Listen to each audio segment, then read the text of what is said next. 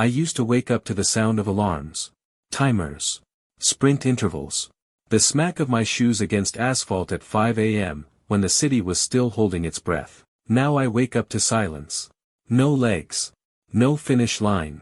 No reason to move. The pain's always worse in the mornings, not just the phantom ache where my calves used to be, but the weight in my chest, heavier than any barbell I ever lifted. I lay in bed, one hand gripping the bedsheet, the other resting uselessly on my thigh.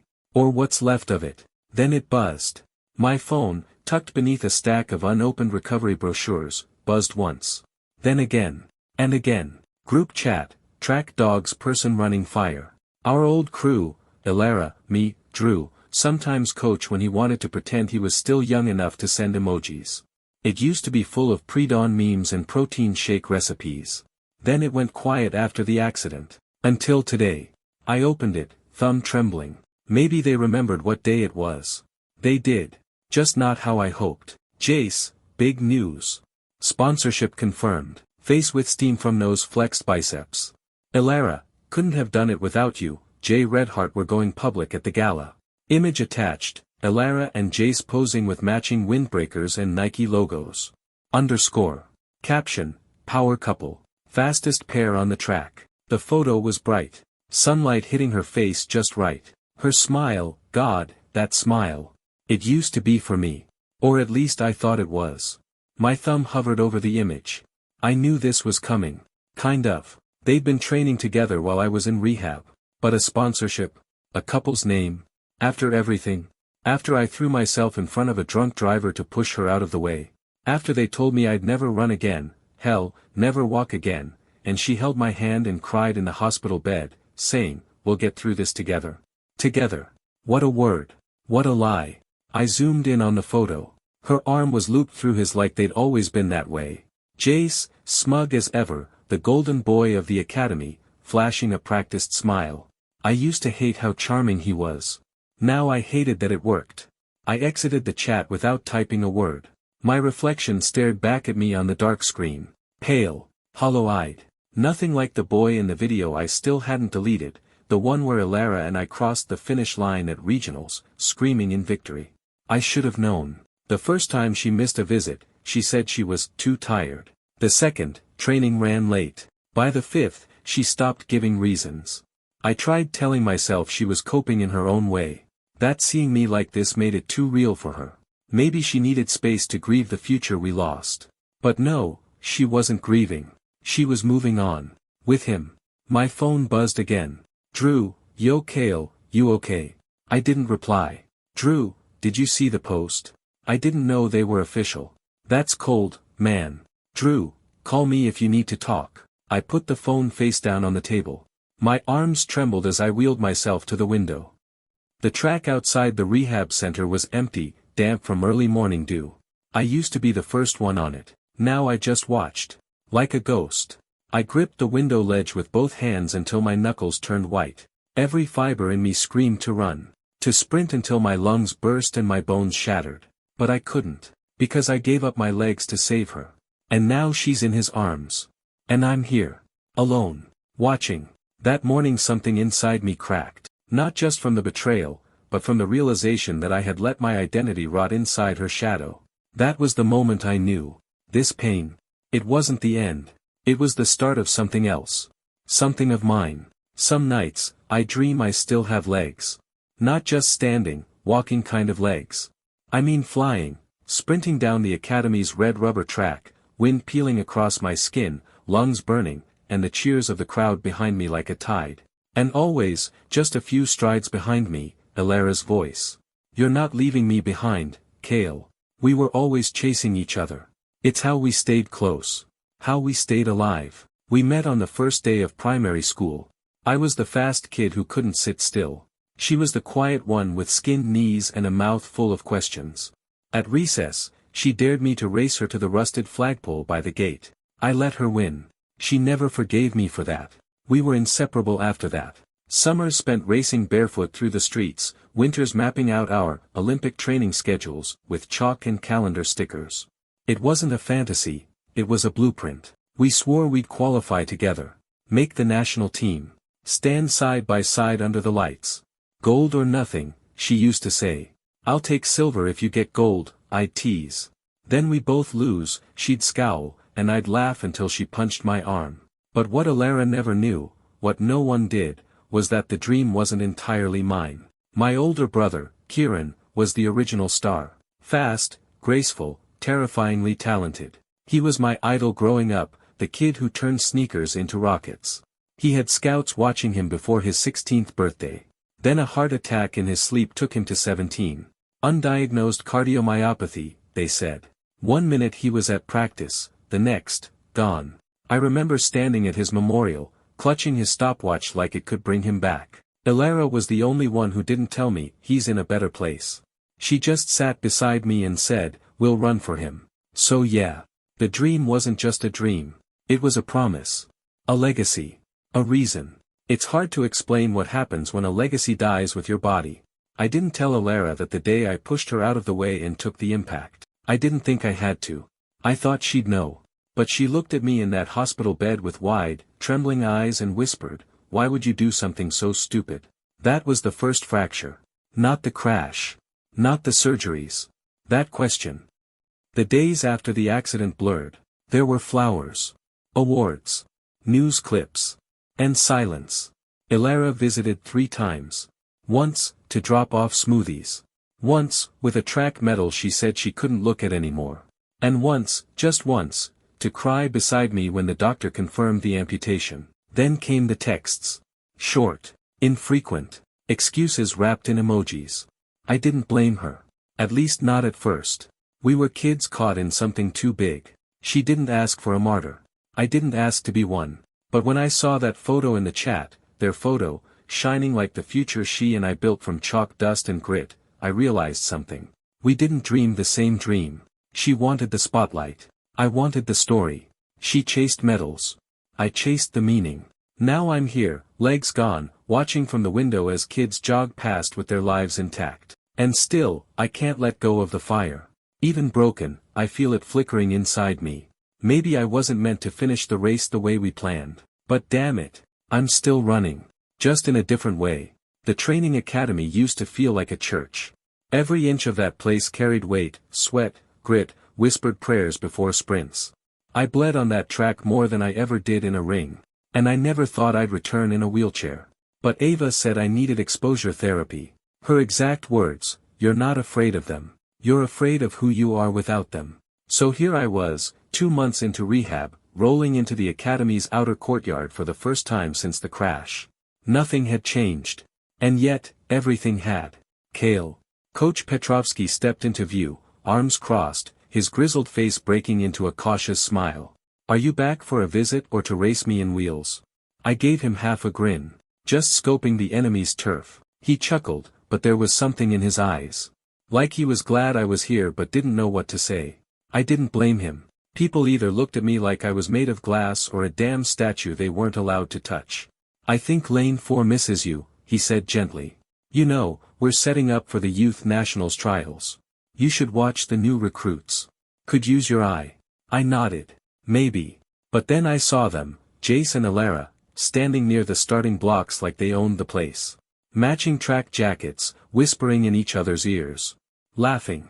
The ache in my stomach came fast, acidic. They looked like royalty, beautiful, magnetic, intact. Jace noticed me first. He gave a nod.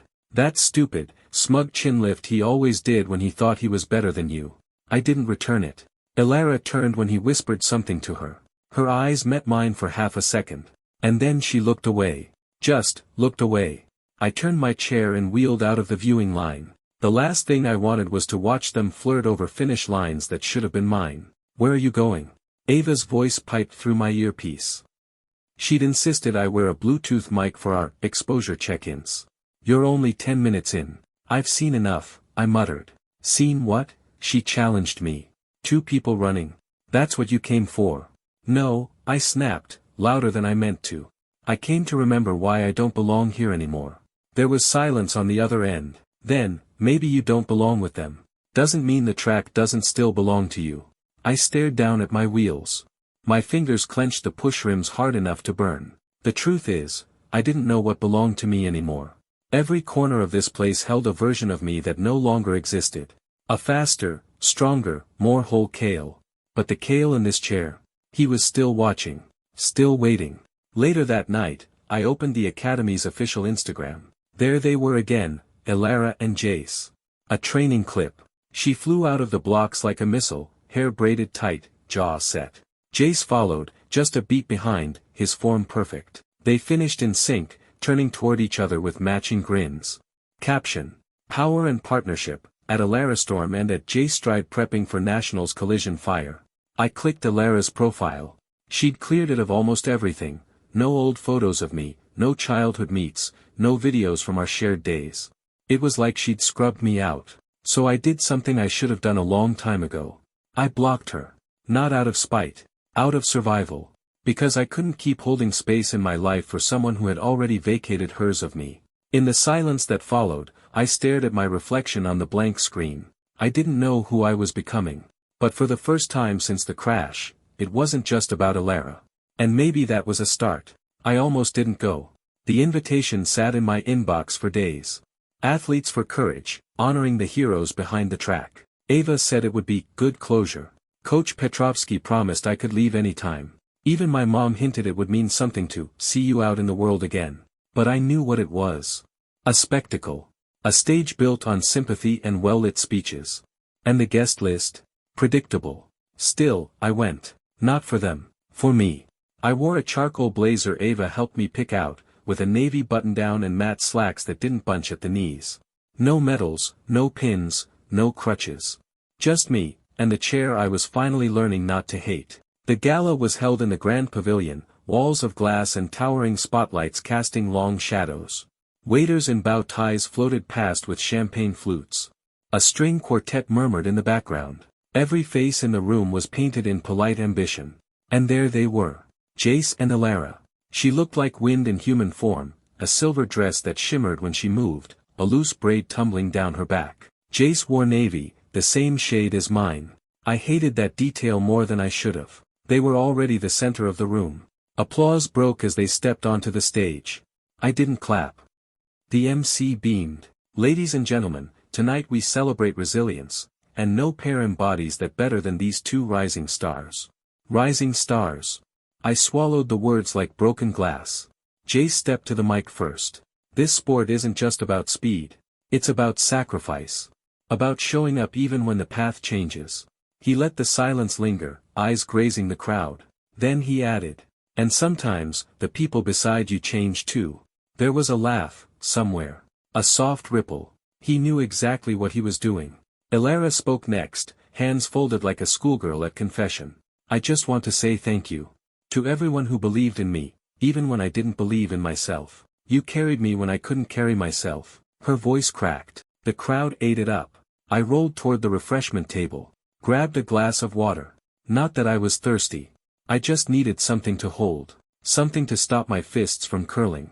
They came down from the stage, weaving through admirers and cameras, glowing under the artificial light. Then she saw me. And everything slowed. Her smile faded. Her eyes flicked across my chair, then up to my face. Soft, careful, guilty. She approached, alone. Kale, she breathed, voice like a memory. You came. I was invited, I replied, flat, controlled. She tucked a loose strand of hair behind her ear. The same nervous habit she had before every race. I wasn't sure if. After the chat. You didn't expect me to still be watching.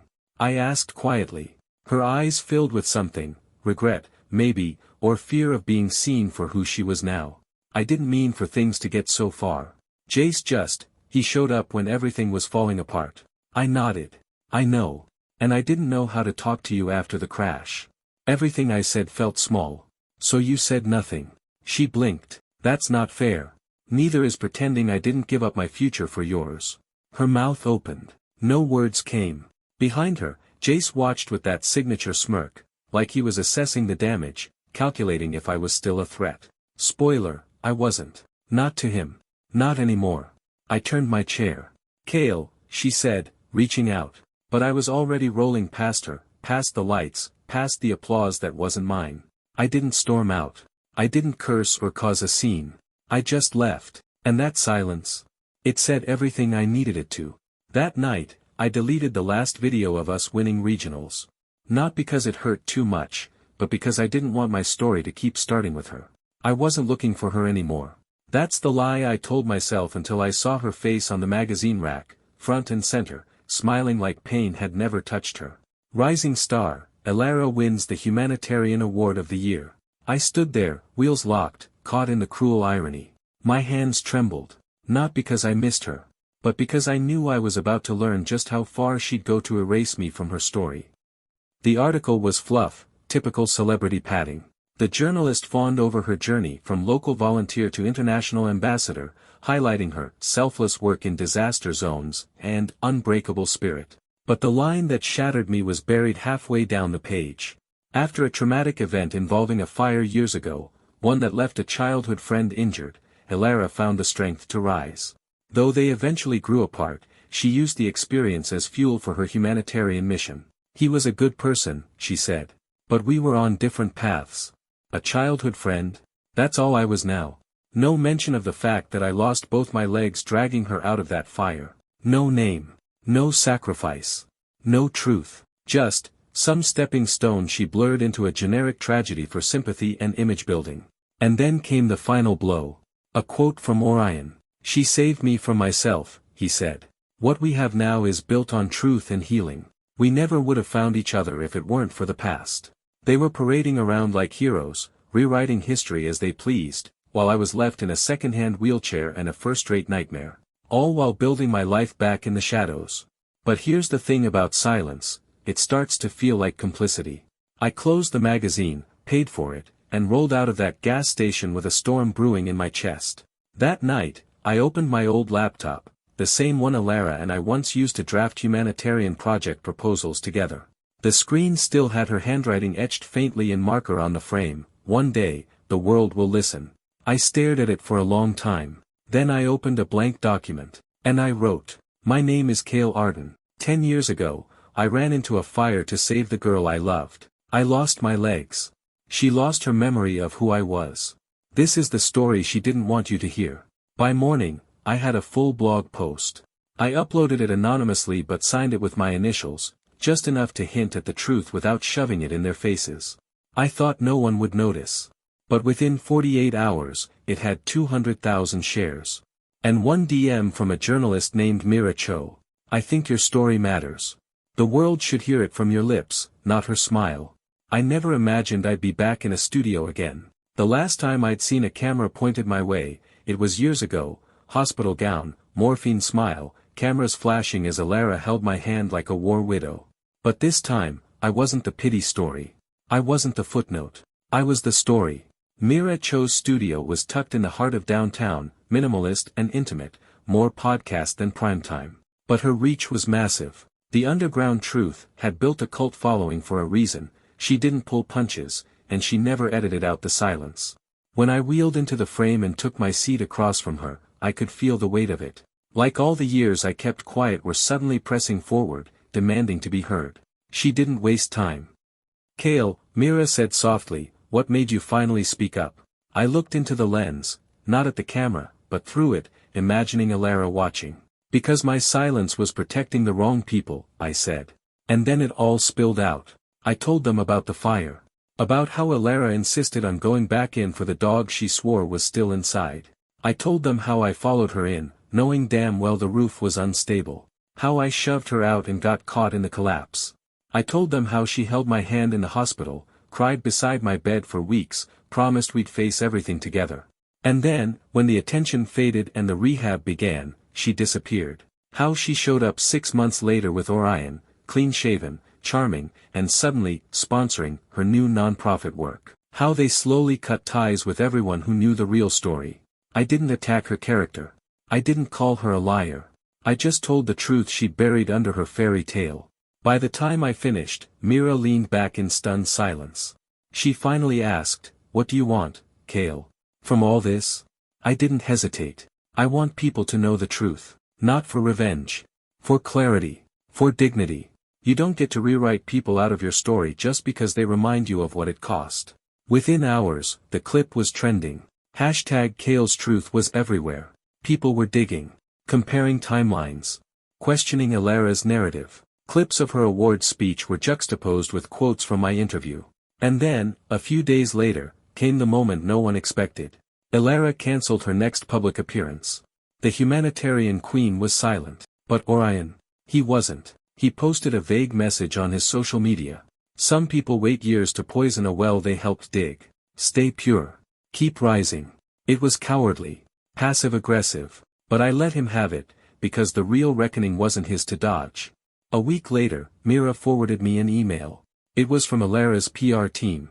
They wanted me to join a reconciliation panel for a televised reunion, under the guise of healing and shared past experiences. A stage. A mic. An audience. They thought I'd show up to be quiet, to play nice. But if I stepped onto that stage, it would be the final act of a story they thought they owned. And this time, I wouldn't be limping behind them. I'd be leading. The auditorium was packed. I could feel the hush ripple through the audience as I wheeled onto the stage. My name has been trending for days now. Some called me a hero. Others, a bitter ex. Most, didn't know what to believe. But they were here, waiting. Elena entered next.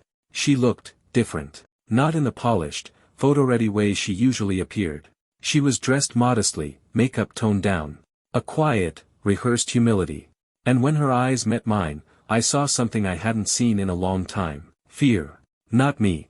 Of the truth. The host gave the usual preamble about reconciliation, clarity, and healing. The crowd clapped politely. Then the lights dimmed, and we began. The first few minutes were surface level. Elena spoke first, apologized for any missteps, for not staying in touch, and for unintentionally hurting someone she once deeply cared for. Intentional or not, her words were hollow. When it was my turn, I didn't raise my voice. I didn't even look at her at first. I looked at the audience. I'm not here for revenge, I said. I'm here because people confuse absence with weakness. Silence with guilt. Disability with irrelevance. And then I turned to her. Elena, I gave up my legs for you. Not because I wanted you to owe me, but because I believed we were in it together. I never asked for your loyalty. I asked for honesty. And you paid me back with performance. With applause. With curated sympathy while you moved on with the man who watched me burn. She started to respond, something about miscommunication, trauma, but I gently raised a hand. No more spin, I said. The man you're with now, Orion, was the one who told me you were in the house when you weren't. He watched me run in. He didn't stop me. He just let me go. And you let me stay in the shadows while you took the spotlight. Why? She blinked rapidly. Swallowed. The mask cracked. The crowd waited. Then she finally spoke, her voice trembling. Because I didn't know how to explain why I left. I felt trapped in your pain. I wanted to move forward and Orion offered that. But I didn't ask him to lie. I didn't know what he did. It was weak, defensive, but real. I nodded slowly. Then this isn't just about betrayal. It's about cowardice. The silence in the room was louder than applause. I turned back to the crowd one last time. I'm not a victim. I'm not an inspiration. I'm a man who walked through fire and lost his legs, but found his spine. I wheeled off that stage without waiting for the closing remarks. Outside, it was raining. Not heavy, just a gentle, misty drizzle. I let it soak into my clothes as I sat quietly near the curb, the crowd buzzing behind me. Then a woman approached. Not someone I knew. Just a stranger. She placed a hand on my shoulder. Thank you, she whispered. For standing up. And for the first time in years, I felt it. Closure. Not because Elena apologized. Not because the world believed me. But because I no longer needed them to. I had my story back. My dignity. My name. And even without legs. I was finally standing tall.